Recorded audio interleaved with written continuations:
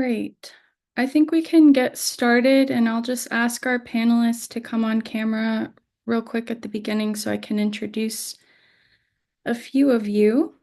But welcome to our 2025 State Plan Update webinar. We're happy to have you here. The purpose of this event is to familiarize you with EDD's main goals with regard to the 2025 State Plan. I'm Kayla Lucero Matusi. I led this process, including the policy research, stakeholder engagement, and authorship of the plan.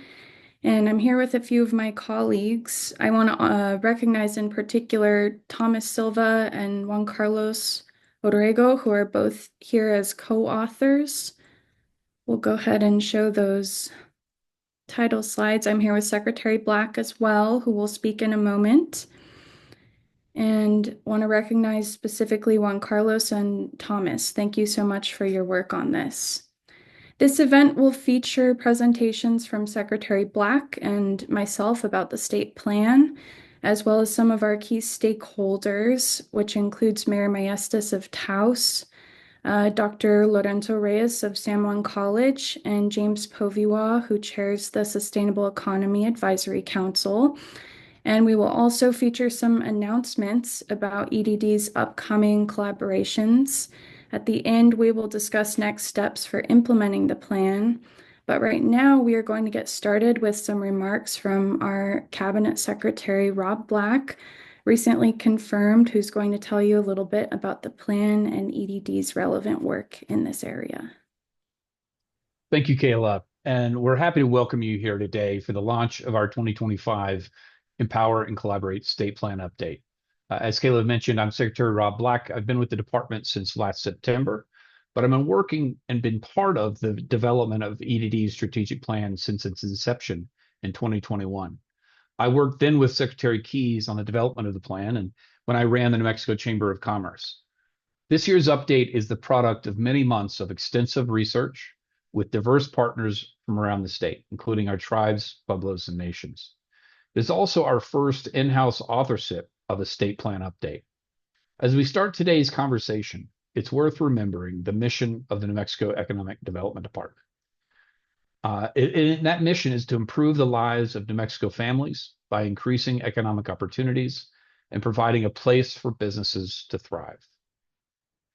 Accordingly, our department's vision is that New Mexico will have a diverse and robust economy that engages local talent, cultivates innovation, and delivers prosperity for all New Mexicans. This year's state plan update works in service of that mission and that vision. In summary, this plan recognizes three core truths. The first is that New Mexico must cultivate a more diversified and resilient economy. Doing so takes constant focus over the course of decades. Diversification does not happen overnight. It requires New Mexico to focus on the areas of greatest potential while never losing sight of our long-term goals. New Mexico is currently among the 10 least diversified state economies in the U.S. But by growing our economy, we can deliver a better quality of life by creating jobs and revenue with high-impact industries generating wealth for the state. In economic studies around the world, economic diversification or complexity is closely tied to economic growth and prosperity and the ability to fund critical public services. That's why we've partnered with one of the world's leading organizations for thinking about diversification, the Harvard Growth Lab, to better understand New Mexico's strengths and our opportunities. We'll tell you a little bit more about that later. The second core truth underlying this plan is that to diversify our economy, we must first understand our economy. And understanding our economy means knowing our assets and leveraging those assets. This requires us to create access to quality data and share information. Anyone who's struggled to sift through grainy PDF documents containing local government data about revenues and jobs knows this is a challenge. This year's state plan update creates an emphasis on empowering the business community, as well as our state and local government stakeholders, along with our tribes, pueblos, and nations, with actionable and usable data. You'll hear more about that from Mayor Maestas. This year's plan also introduces a focus on site readiness and infrastructure, bolstering both business attraction and expansion here in New Mexico. We are a competitive destination for business, but communities are struggling to get projects off the ground. We can support them by providing access to resources, to better characterize and prepare potential development sites, so that communities do not miss out on the hundreds of jobs and increased revenue opportunities that are there. The third truth we want to recognize is that communities need tailored support to become more diversified and resilient. In particular, extractive communities have historically powered New Mexico's grid and our economy. They've mined the coal that allowed us to have lights and heating in our homes. They perform jobs that bring vast oil and gas revenue to the state and to the nation, allowing for improved funding for our healthcare systems and our educational systems. Yet, these communities are left vulnerable to economic uncertainty and volatility. Their needs and opportunities are unique, and EDD is committed to working with them to build economic resilience. I was born and raised in New Mexico's Permian Basin, and I've witnessed firsthand the boom and bust cycles in my hometown, affecting family members and friends. I've seen firsthand how a lack of economic diversity leaves communities like mine more vulnerable. Diversifying New Mexico's economy and being attuned to the needs of our individual regions dealing with this economic uncertainty is important and one of the main goals of the 2025 state plan. Thank you to everyone that participated in the stakeholder process over the last year. Your feedback on the plan through written comments, phone conversations, and meetings in your home communities was invaluable. We look forward to hearing from you during and after this webinar, and we invite you to drop comments in the chat or reach out with us with your thoughts. Thank you again for joining EDD today and launching the 2025 state plan update. And I look forward to working with you to implement this plan. You have my commitment as a partner and an advocate. I'll now turn it back to Kayla. Kayla? Thank you so much, Secretary. So I will now say a bit more about the plan and the process of creating this year's update, as well as some of the key insights from the document. First, we'll just show you the cover page and table of contents, and we encourage you to read the plan. We promise it's not as long as the last versions were, so take a look here, but really read the plan in your own time, and we welcome your engagement with it. Thanks so much, Gabe. So, as Secretary Black mentioned, we are at a critical juncture for diversifying New Mexico's economy. New Mexico's lagging growth rate, for example, is in large part attributable to over-reliance on industries with limited growth and employment opportunities and high volatility. Employment is dominated by public sector work at nearly 1/4, as opposed to a national average of 14%. And historically, public sector dependence predates oil and gas dependence. Many of you know this. New Mexico's economy was already not very diversified when the shale boom began and rapidly expanded oil and gas extraction in the Permian Basin. And now our dependence issues stem not just from the public sector, but also from oil and gas. From 2009 to 2023, oil and gas comprised anywhere from 16 to 27% of New Mexico's general fund revenues.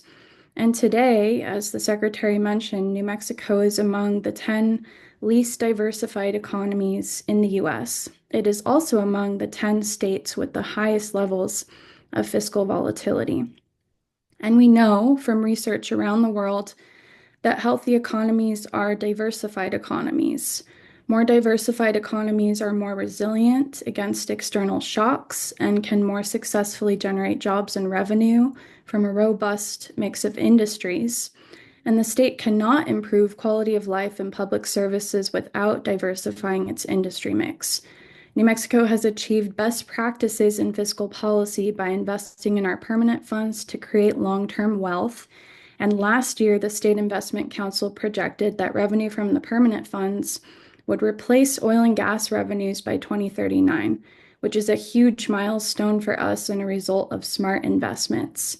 Still, diversification is a necessary next step, and we believe it is a worthy aim in itself. We cannot have a thriving economy if we don't have a diversified economy. So many of you know the state plan process was initiated because of SB 112, which mandates that we create a strategic plan to transition away from reliance on extractive industries and diversify our economy. This isn't just any economic development plan. This is one that recognizes the express intent of diversifying and the issue of reliance on a couple of industries to create jobs and revenue for the state. The plan also recognizes that doing this work in a meaningful way means walking before we can run. So this process is iterative, and this plan takes steps towards diversification. We have heard your feedback through an extensive engagement process over the last year, and the first iterations of the plan were viewed as too dense and long, not accessible, and you wanted more stakeholder engagement, particularly more engagement with regional planners to integrate their goals into state-level planning. We have acted on all of this feedback. We have streamlined the document. We've traveled around the state to meet with you. We've received your written comments and had phone conversations. And despite differences, we heard common concerns across all regions, including infrastructure and workforce development as primary challenges, and an interest in access to clean energy, for instance, to reduce costs to ratepayers. This document lists key priorities, including improving data access and management, as well as information sharing, which means creating a central data hub, for example, to support businesses, local governments, and tribal nations, among others, through information sharing that allows them to better understand and navigate the New Mexico economy. Other key priorities are pursuing improvements in site readiness and infrastructure, and the Secretary will say a little bit about some legislation that passed during the session. Another priority is to prioritize the state's economic development focus. And this means that beyond the 9 target sectors specified in the first plan, we are looking to choose narrower areas of focus, recognizing that we must be specific in order to succeed, and to avoid spreading ourselves too thinly across broad areas. So we acknowledge New Mexico must choose industries in which it has strengths and assets, and must choose areas in which the state can be both regionally and globally competitive. We know that we must focus and be consistent in that focus, and we know that diversifying an economy takes decades. Finally, there are sections of the plan on supporting communities facing economic uncertainty in the heart of extractive industries and capitalizing on federal funding opportunities. And on this front, we can assure you we are tracking these developments very closely. When it comes to legislation such as the Inflation Reduction Act, New Mexico can and has harnessed unprecedented investments in infrastructure and clean energy. And despite an uncertain federal policy landscape, there are many components of the IRA with bipartisan support at the federal level. President Trump has historically shown strong support for things like geothermal energy, for instance, and many of you might know that New Mexico is number 6 in geothermal energy potential in the nation. We will continue to relay information about tax incentives, financing, and lending to ensure that New Mexico secures as much public and private investment as we possibly can. Overall, we believe there is a need for sustained and consistent strategic economic planning. My position is the first dedicated to strategic planning in EDD, and I'm the first to hold it. Currently, I'm a team of 1 within my department, although I collaborate very closely with my colleagues in EDD and across sister agencies. We conducted an in-house authorship of the plan for the very first time, as Secretary Black mentioned, and we had support from philanthropy, universities, pro bono technical assistance providers, and external policy fellows. And thousands of people hours were invested in this plan, including some of the brightest minds in the country working on it. And across the nation, it is rare to see this type of process. Typically, plans like these are outsourced to consultants, but we wanted to build trust with communities and fellow economic developers. So the process was unique and the product is unique.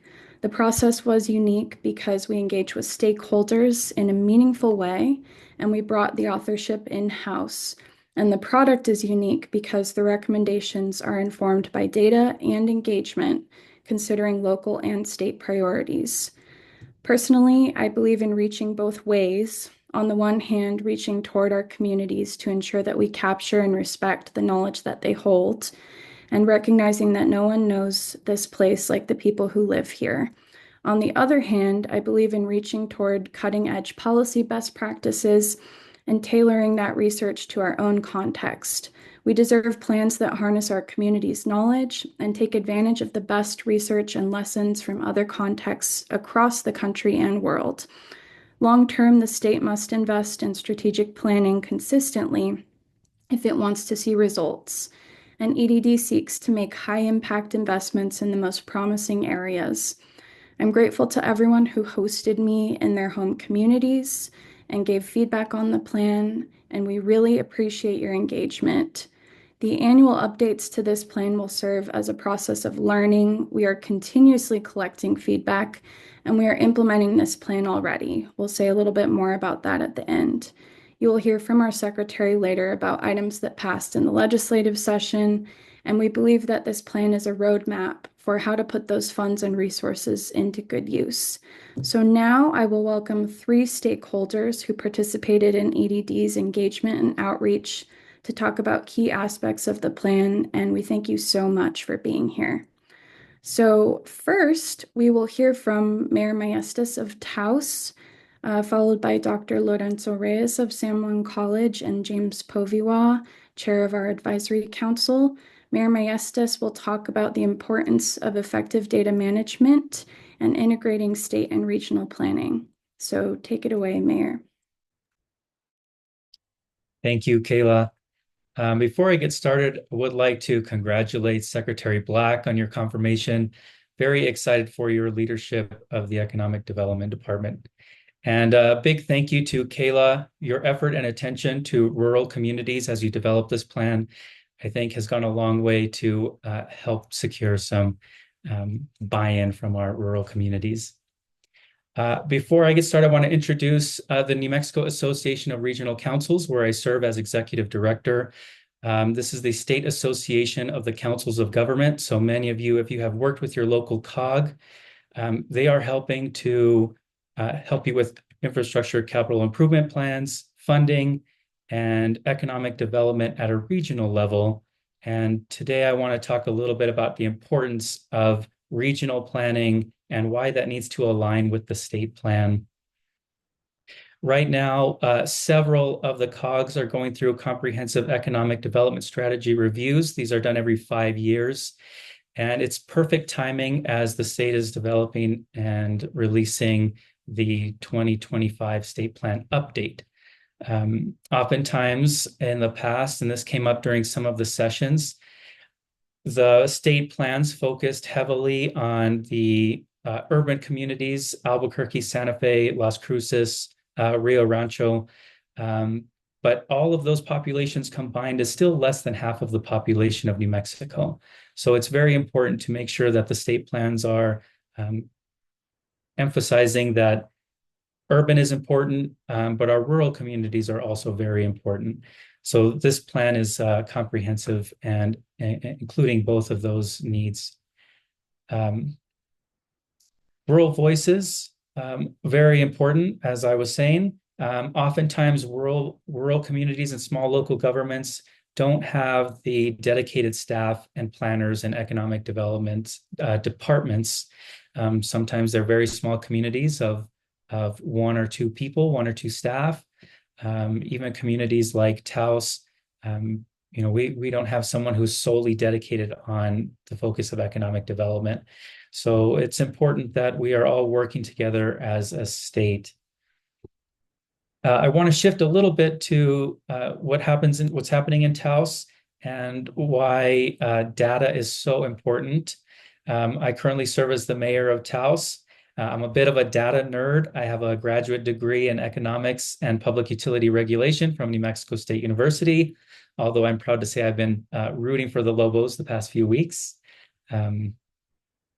It's very important. When I came in as mayor, I wanted to ensure that we were moving towards our goals and having real-time data to see if we are achieving our goals. However, I realize it's kind of hard to find real-time data and data that is local. And I'll give you an example. The RP 500 reports, if you ever looked through those from Tax and Rev, lots of great data in there to help us as we look at specific industries and kind of tease out the kind of data that we need to see if we are making progress. However, if you've looked at the RP 500 reports, they are very big. It's a very long monthly Excel spreadsheet that changes over time as different municipalities enact different gross receipts tax rates or individual taxes. So looking at the data over time can be very difficult. The need for a data hub that is comprehensive, easily accessible, and consistent across the state is very important to the Secretary's point about knowing what is in New Mexico as an economy. And as Kayla had mentioned, the importance of strategic planning and ongoing strategic planning, we also have to include those key data points. Because if we don't have that real-time data, we're unsure if we're actually meeting our goals or if it's just anecdotal information. So I'm very excited that the number one, data management under key initiatives, is such an important part of this state plan, because we need to be able to talk using the same language and the same data. That's not to say that having comprehensive planners come in and look at data a different way is not important. I think it's still good that we slice the onion a different way and see data from a different perspective, so we're able to justify that this data is complementing each other. But it's also helpful for all of us at the state to be on the same page and talking about the same types of data. Finally, I want to talk about the strong collaboration between the town of Taos and Taos County. I've always said as mayor that Taos is too small for us to be working against each other. But the truth is, New Mexico as a state is too small for us to be working against each other. And having a data management hub that we are all able to access, all able to look at and reference in real time, helps us to work together and collaborate at a state level. So that way, when we are looking at Inflation Reduction Act opportunities, making sure that our state funds are being spent efficiently, we're able to have the communication well and across the state. So I will turn it back over to Kayla. I think I'm under time, I hope. And Thank you so much, Mayor. And we really look forward to working with you in both capacities that you lead our state and local communities in. So we appreciate you being here. We're going to bring Dr. Reyes on now to talk about some unique challenges that his region is facing and the importance of targeted stakeholder engagement. So Dr. Reyes, thank you so much for being here. Kayla and Secretary Black, thank you very much for the opportunity to talk to the audience about San Juan County, but especially the Four Corners region. Kind of put this into perspective. In our region, for several years, has been impacted by the oil and gas industry decline, and since the early 2003. We've seen a significant decline in the oil and gas industry. And so it has required our community to look for different ways to diversify the economy. The most recent significant impact to our economy was the closure of the power plant and the coal mines. Just that closure alone has resulted in the loss of over 478 direct jobs that affected our community, our economic development opportunities, and our employment in the area. In addition to the direct jobs, we had almost 980 jobs, additional jobs, indirect jobs that were affected as a result of the closure. That resulted in almost $100 million in salaries for the jobs where those related directly or indirectly to the plant, to both the power plant and the coal mines. We've seen, in addition to that, there's been an additional ripple effect in the economy because we've seen a significant demand in services. We've seen businesses that have downsized because obviously there's been less, opportunities for them to be able to sell their services. One thing that has been a concern for us is that in addition to those workers who lost their jobs, some of them had to leave the community and move to other areas to find employment. That has required our community to identify other opportunities, to diversify, to look for better ways to train and retrain our workforce. And thanks to the support of the state, both the Economic Development Department and the New Mexico Department of Workforce Solutions, we've been able to find, to focus on working with our community to be able to train and retrain those affected workers and also train individuals for new jobs that are being developed in our community. I want to especially thank our partnership with the economic development agencies in the region, the government, obviously the city, the county, and many other individuals that have come forward to help us identify solutions and identify better ways to diversify and to transition from oil and gas, transition from one type of industry to different types of industries in the area.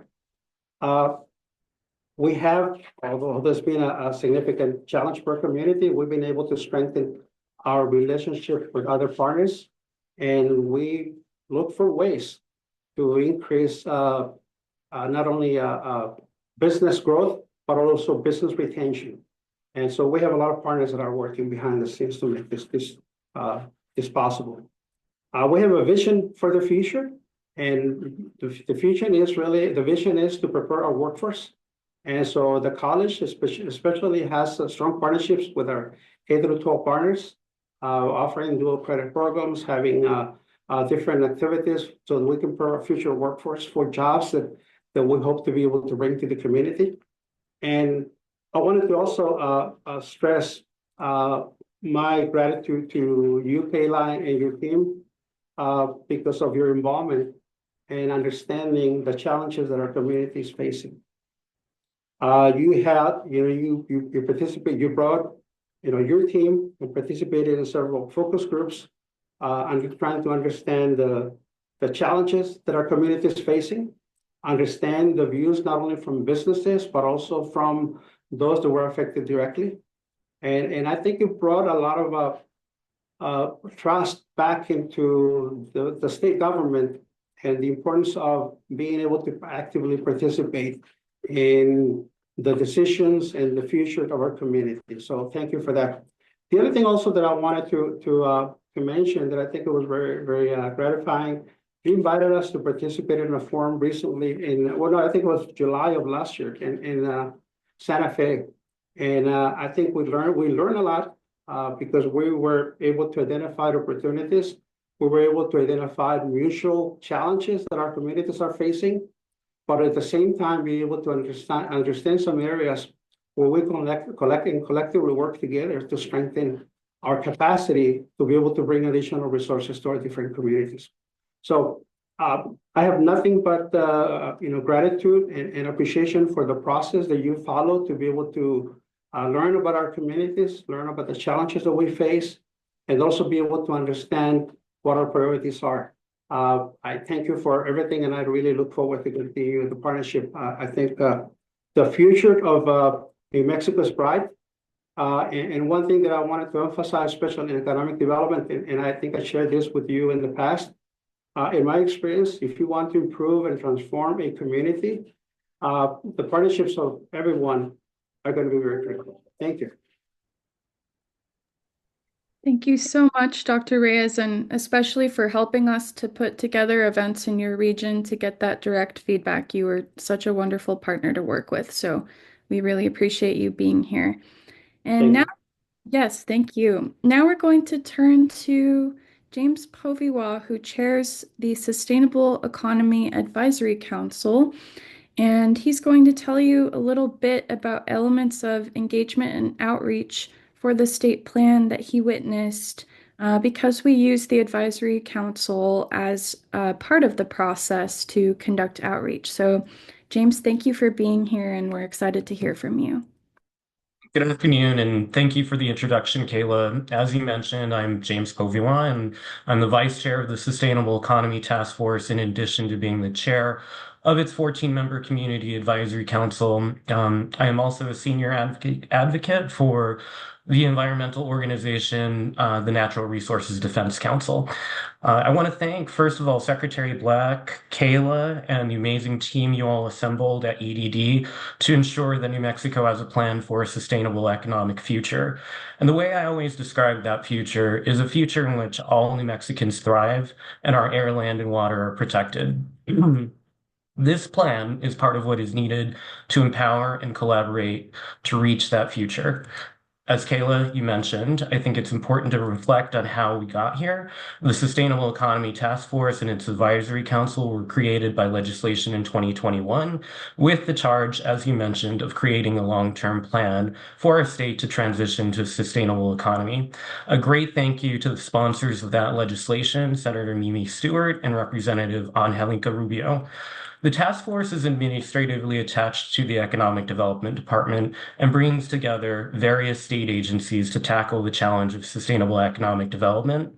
I will note that the task force, the Community Advisory Council, and the need to chart a path forward to a sustainable economy was an idea that came from communities.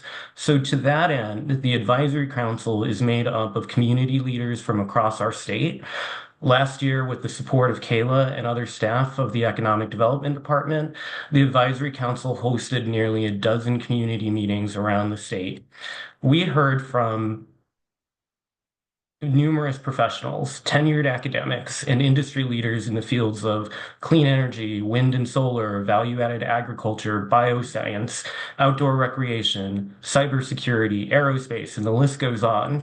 Most importantly, we heard from community members in Farmington, Las Cruces, Hobbs, Santa Fe, Silver City, Espanola, and Socorro, many other places. This plan reflects the ideas and the hopes that so many New Mexicans shared with us. I come from the small village of Los Pachecos, New Mexico, and I am also a proud member of Oquia Pueblo.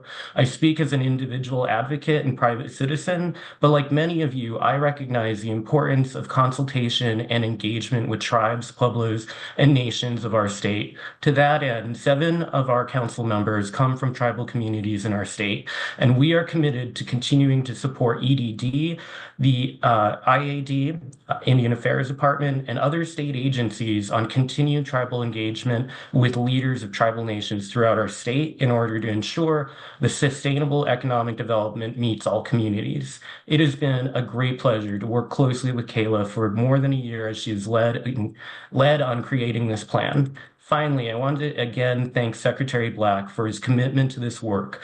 Prior to being tapped to lead Economic Development Department, in one of the many roles that he has worked on, Rob was a member of the Advisory Council, bringing years of knowledge and perspective from New Mexico Chamber of Commerce. Secretary, I look forward to working with you and your team further as we continue this work. Thank you so much, James. And we will now move to a segment of this webinar to hear about some exciting partnerships and collaborations that EDD has planned over the coming year. So we're going to welcome a few of our partners to talk about those initiatives, and maybe we can just show their headshots real quick. So, and I should note too, Juan Carlos, in addition to being a co-author on the plan through a different fellowship program at Harvard this year, is also going to be rejoining us as a fellow through Harvard Growth Lab. So He'll be speaking a little bit as well. But first, we're going to have Dr. Sontag from University of New Mexico to talk about a fellowship funded by the Just Transition Fund to explore approaches to supporting our state's extractive communities and lessons learned from JTF's work with coal communities around the country. We're excited to be supporting and fostering local talent with the creation of this fellowship and partnering with University of New Mexico. So Dr. Sontag, we'll hand it over to you. Thank you. Thank you for introducing me, Kayla. We're really excited to be working with the New Mexico Economic Development Department. As Kayla mentioned, my name is Melanie Zontag. I'm a research assistant professor at UNM Center for Social Policy, and I'm also the program manager for the UNM's Just Transition Grand Challenge team. I want to give a little bit of context of that for those of you who don't know about the Grand Challenges, but they are an initiative supported by the university's president that unites researchers, educators, students, and community members in solving problems of critical importance to our state, nation, and the globe. And the Just Transition Grand Challenge team works on economic opportunities and equitable pollution reduction for disadvantaged communities in the transition to a zero carbon economy in the state. So again, of course, given that context, we're super excited to be working with Kayla and Secretary Black. And we're particularly excited about this postdoctoral opportunity in economic resilience, which will start this May. In particular, this fellowship is funded by the Just Transition Fund, which is part of the Rockefeller Family Fund. And they have done a lot of work across the country in creating opportunities for communities that have been hit hardest by coal's decline and helping build resilient communities by promoting solutions that are equitable, inclusive, and low carbon. This postdoc in particularly will be housed at the center where I'm working, and the postdoc will be working with EDD and the Just Transition team. They will be working on economic development and exploring policy solutions to support extractive communities. We're currently in the interview stage of the process, and we're particularly really excited to be interviewing and supporting local talent, so that we are giving our own students and people, with a deep commitment to New Mexico in general, some amazing research and policy opportunities, and also give them a chance to give back to their own communities. So we're really looking forward to where this postdoc will take us. Thank you so much, Melanie. And for anyone who's not familiar with JTF's work, they are a small but mighty team that has successfully helped deploy all sorts of funds to coal communities across the country, helping them to attract public and private investment. So this is a huge well of expertise that we'll be tapping into and helping a local student to gain that type of knowledge and continue to cultivate a career in the state addressing these problems. So Melanie, thank you so much, and we appreciate JTF's support to make this opportunity possible. And now we're going to invite our last presenter before the secretary and I wrap us up here. We're going to have our partners from Harvard University's Growth Lab to discuss our upcoming research partnership. And I've had the pleasure of building this collaborative relationship for about a year now. I think you'll really enjoy hearing from them, and we're going to get some great analysis from this collaborative relationship over the coming year. So first, we're going to introduce Tim O'Brien to tell you about the Growth Lab's history and work and expertise, and then Juan Carlos will say a little bit more about the nature of our specific project. Thank you. Hello, and thank you very much, Kayla. So my name is Tim O'Brien. I'm from the Growth Lab. I'm a senior manager of applied research. And the Growth Lab is a research program at the Kennedy School of Government at Harvard University. And we do applied research with countries, states, and cities to help you better understand your economies, your growth pathways, your diversification opportunities. And most of our work historically has been in developing countries, but increasingly we found that our tools and methods and ways of working with data are useful in the US as well. So we're thrilled to be partnering with EDD in New Mexico. This is our second state in the US to work with, and we're able to do this through a grant from the Resilient Energy Economies program, which has allowed us to bring on a dedicated research fellow who focuses only on New Mexico. and you'll hear from him next. So our job, really, as we see it, is to help you understand your economy more deeply, both at the state level, at the regional level, at the local level, because the state economy is at its heart a network of local economies. So we've started doing that a little bit, and we look forward to doing much more of it moving forward and empowering you with information, with the data that you bring together, leveraging that data to better understand economic history, economic geography, economic complexity, and pathways forward. We're really happy to be joining at this point where you have the updated state plan as a starting point, and we see ourselves as folks here to support you in implementing that and making it a reality. So I'll turn it over to Juan Carlos to speak in a little bit more detail. Yes, thanks, Kyla, for the introductions, and to complement Tim's introductory remarks, I'm going to share some examples to illustrate how our work looks in practice. So the first point I want to emphasize is that we're here to take advantage of the great work that's been done before and take it one step further. In the first iteration of the plan, 9 sectors were defined based on New Mexico's strength. Aligned with this current iteration, we can leverage unique data sets to help prioritize which sectors offer the clearest path forward, to think about where development make more sense, and also to explore why some opportunities haven't taken off. This analysis can also uncover other adjacent possibilities that can benefit from these efforts of development target sectors. We have started some version of this work with the city of Albuquerque. We made a team from the city hall in a program called with another research center. They were particularly interested in identifying opportunities there that match their assets and their strengths, such as this strategic site next to the airport. We're assisting them in providing tailored data that empowers their decision making, facilitates their business attraction efforts, but in general also to think that the airport as economic driver for the city. The second point I also want to emphasize is that we're here to help understand the local economies in the state. That implies applying research in a way that's actually useful for the local communities and not prescribing answers.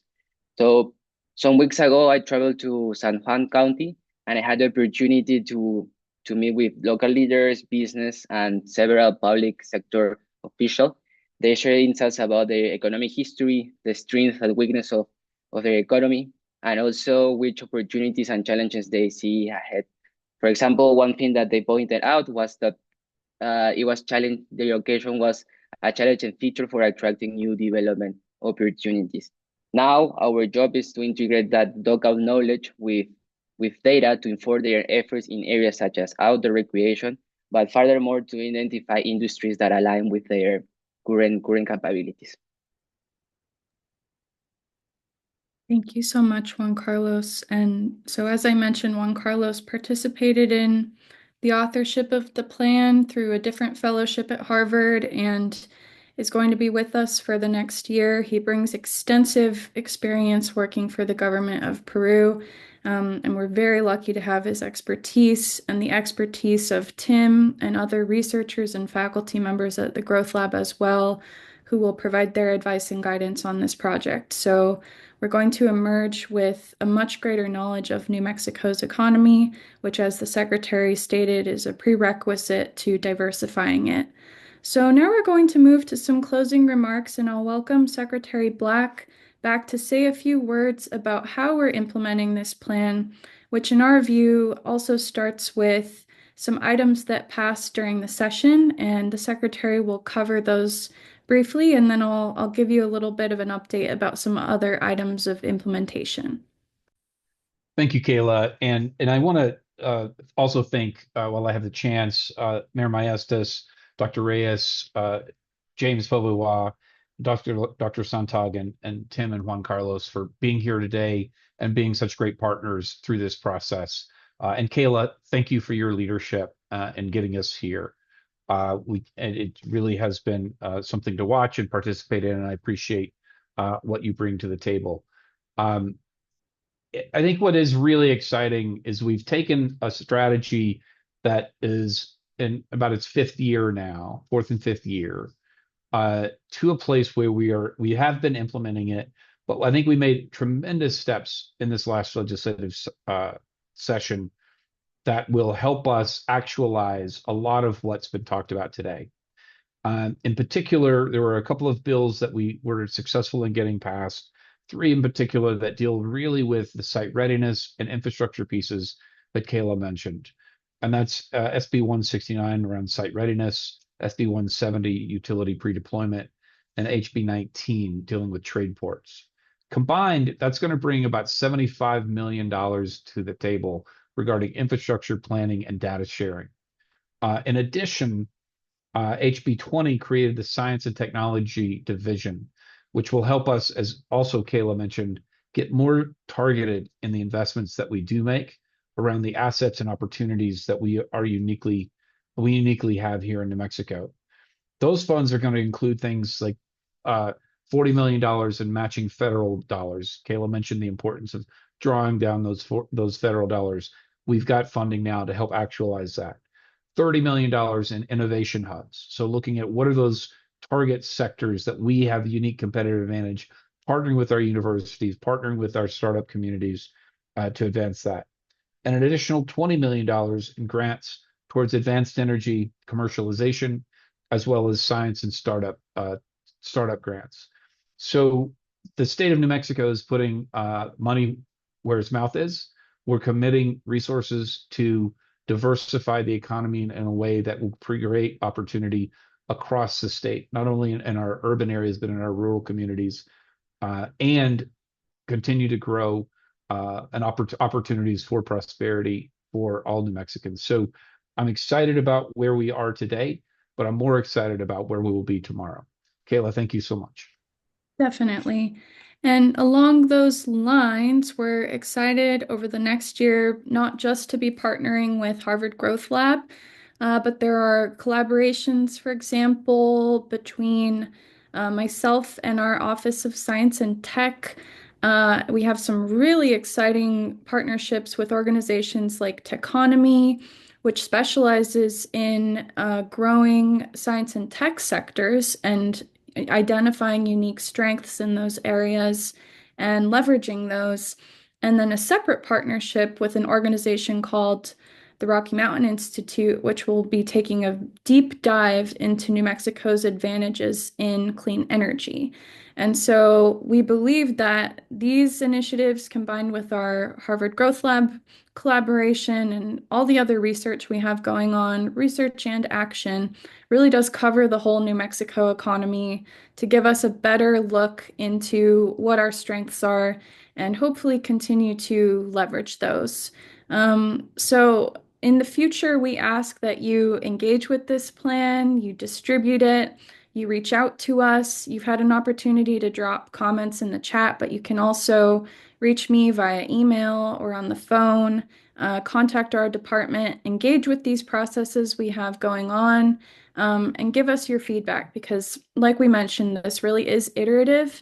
We're learning as we go, and we want to hear from you. We know that even though we're excited about this update, we can continue to do better. So my contact information is here. Thank you so much to our partners for joining us on this call, like Secretary Black said, and we really look forward to working with all of you over the coming year as we implement this 2025 state plan update.